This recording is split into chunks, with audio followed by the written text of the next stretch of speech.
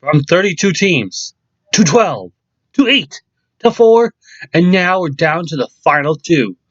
It is time for Super Bowl 54. The two representing teams are coming to Miami Gardens. Representing the AFC, the Kansas City Chiefs. And representing the NFC, the San Francisco 49ers.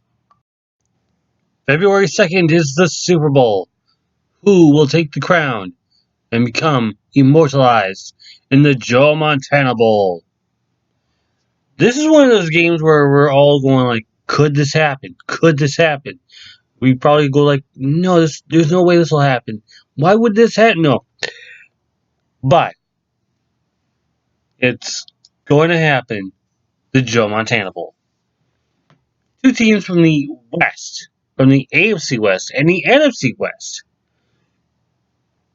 They're going to be competing in this huge debate on who's the better quarterback, who's the best defense, who's got the hands to lead the team. And they call it football, right? Let me tell you.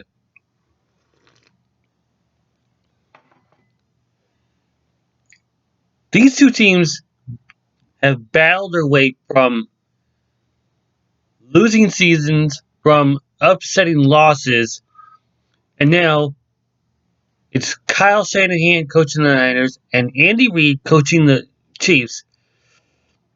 I almost said Eagles for some reason. I don't know why. But this is Andy Reid's second attempt at a Super Bowl title. His first attempt was with the Eagles, which they lost to the Patriots. I'm not talking about a couple of years ago with Doug Peterson leading it, but that's a different story. The Kansas City Chiefs got here after winning the number 2 seed. They lost out to the Ravens, who got the number 1, but were eliminated. And they defeated two AFC South teams, the Tennessee Titans and the Houston Texans.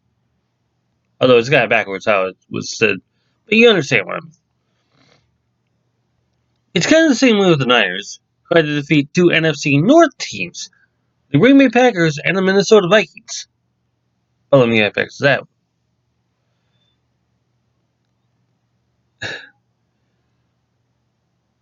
There are two prolific quarterbacks on display in Miami.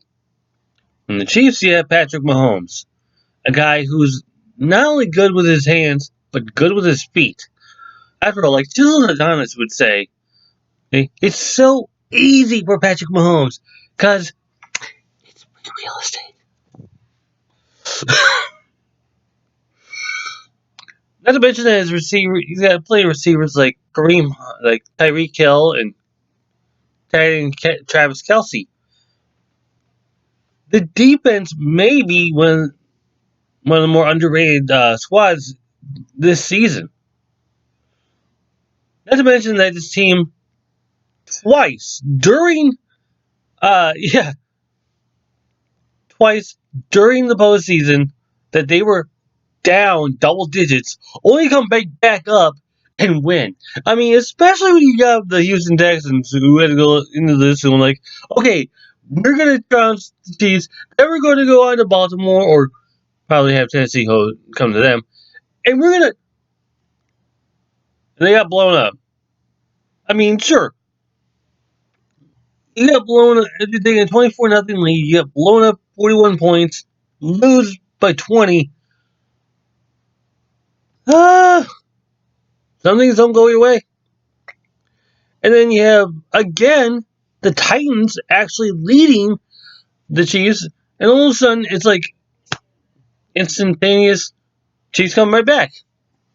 And they took the lead on Mahomes' feet. And this is going to be their third Super Bowl appearance. Their first since 1970. That was when they won the Super Bowl, unlike Super Bowl I when they lost to the Packers. Yeah, you can tell this is a lot of an explanation that I need to go into, but again, you gotta understand the teams.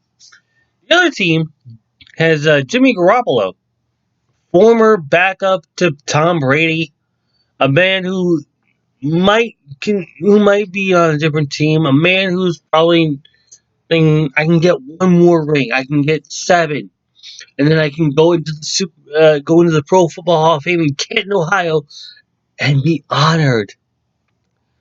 You're already going to get honored with 6 regardless, so let's push it.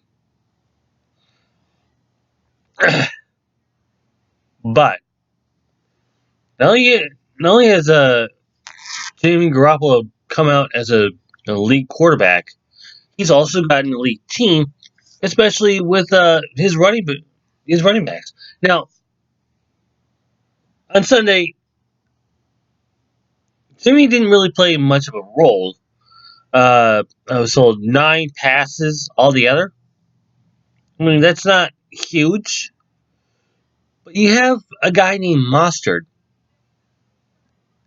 That guy is explosive. I mean, he was probably one of those guys where you don't even suspect is going to be in the game, let alone be that productive. Not to mention that they also have Richard Sherman in the defense. And I'm already going like, okay, I know where this is going. One team has the offense and the combat quality. The other team has the defense, well, has also offense, but defensive properties that could actually hate them. And this is going to be a great Super Bowl. Now, last year I was like, okay, the Rams may do this. The Rams may have a chance on this one. It was a laughing stock. Super Bowl 53 was a laughing stock. 13-3 was the final score. I mean, if it was a defensive struggle, that's one thing. But you're talking about Tom Brady. You're talking about Jared Goff. And it turns into crickets. I don't think it's going to be crickets this one. I think it's going to be fireworks. I mean, with that said, who do I think is going on to take Lombardi's trophy? Who do I think is going to take the trophy named after the Packers head coach? And this is where it gets tough. Because I'm trying to think to myself, who has that advantage? Defense, 49ers. Offense, Chiefs. And that's where it comes down to the X Factor.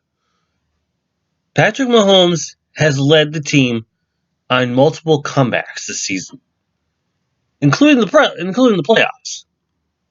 And when they made that comeback, they keep that comeback going and going and going and going. Do they relent? A little bit. But could that little bit of relent give the 49ers a chance?